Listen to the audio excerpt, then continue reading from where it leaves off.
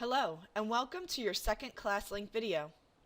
In the first video, we talked about your different types of single sign-on applications and how to access your profile settings.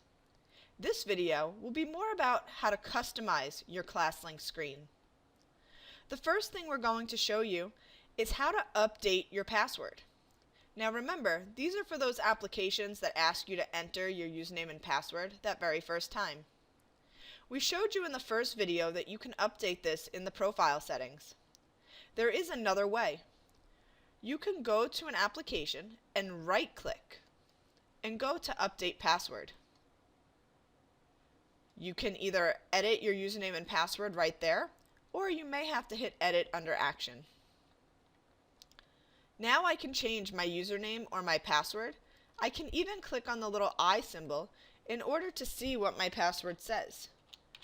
And then I can make a change. I hit Save, and my new username and password has now been saved. The next thing that you can do to customize your screen is you can go to the app library.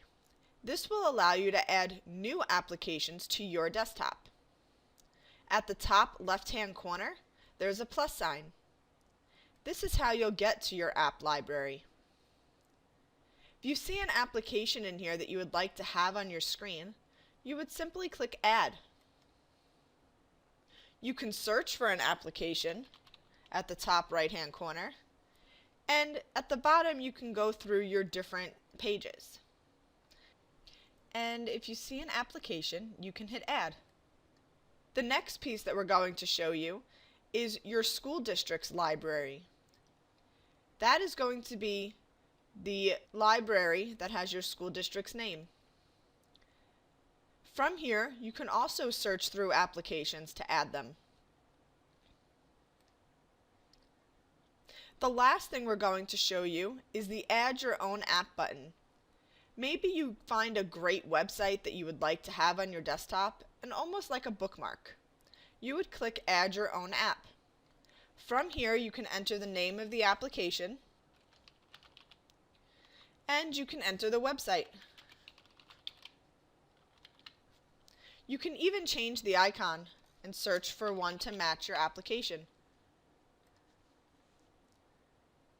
When you hit Save, it will add that as a web link to your desktop. At the top right-hand corner, I can close out of the app library. You'll see here's Google, the web link that I just created. When I click on Google, it's going to bring me to google.com. And you'll also see that you have ABC Ya and Atomic Learning, which you added right from the app library. The last thing that I'm going to show you is Edit Mode. To get to Edit Mode, you find the symbol at the top right of your screen that looks like a piece of paper and a pencil. You can do many things from Edit Mode. Everything that I show you from this point forward, you must be in Edit Mode to complete. If you do not see this big gray bar across the top of your screen, then you will not be able to do any of the following things. The first thing that you can do is you can move your applications around in any order. Maybe I use Pearson every single day, so I want to move this from the bottom of my screen to the top. I click and hold this application, and I drag it to the top of my screen, but I must drop it between two applications. Once I drop my application in and let go of the mouse, you'll see all of my applications move over and make room for it. Again, I could take Google and I can move that towards the bottom of my screen and drop it between two applications, and everything moves over and makes room for it. The next thing I can do is I can delete an application that I have added from the app library. If I decide I no longer want Atomic Learning, I can click on the X in the top right corner. It will delete it from the My App screen. If I decide I want this application back, I simply go back into the app library and click Add. If you notice, if I hover on top of Connect Ed, it has a lock in the top right corner. This means I cannot delete this application. It was given to me by the district. The next thing that you can do is you can create folders in order to organize your desktop. I can create these folders in two ways. The first is I can click on the new folder icon at the top of my screen. I can give my folder a name, and I can choose a color for that folder, and click Save. You now see I have a pink Tools folder. To put applications into this folder, I click and drag and hover on top of the folder. Once the folder becomes highlighted and my icon becomes small, I can let go of my mouse. You'll see I now have one application inside my Tools folder. I can add as many applications in here as I want. The other way that I can make a folder is by dragging one application on top of another. I could take Office 365 and drag it on top of Gmail. This will give me a new folder option. I let go of my mouse, and I now have a new folder. Now I can edit that folder so I can rename it and change the color by clicking on the edit symbol in the top right corner. I can name this folder Email, and I can change the color as well. And click Save. Here's my email folder. The next thing that I can do is I can decide maybe I don't want an application in one of these folders anymore. I'm going to open my Tools folder, and I no longer want Google Docs in here. At the top right corner of that application, you'll see there's an up arrow. This allows me to move the application out of the folder and back on the desktop.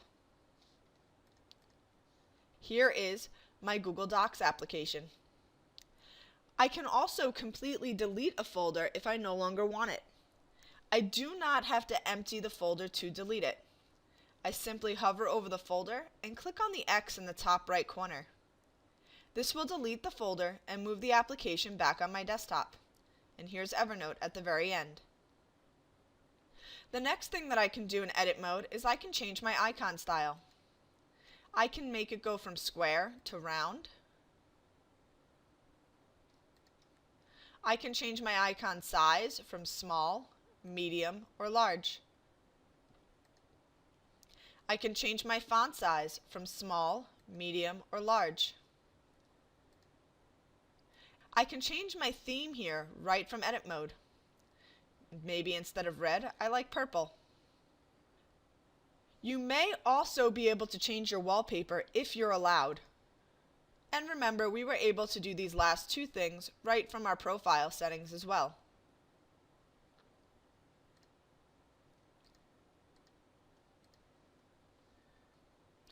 When you're done, you can click Done Editing. At this point, the only thing that you can do is click on your applications and launch them. You can no longer do anything that we have done in edit mode. This is everything that you're going to learn from our second video. Let's talk about your tasks. The first thing you're going to do is add 2 applications from the app library. You could take this from any area of that library.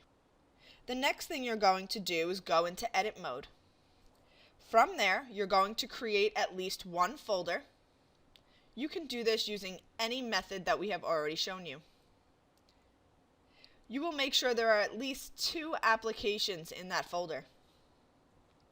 And you're going to rename that folder. Good luck, and I'll show you more in the third video.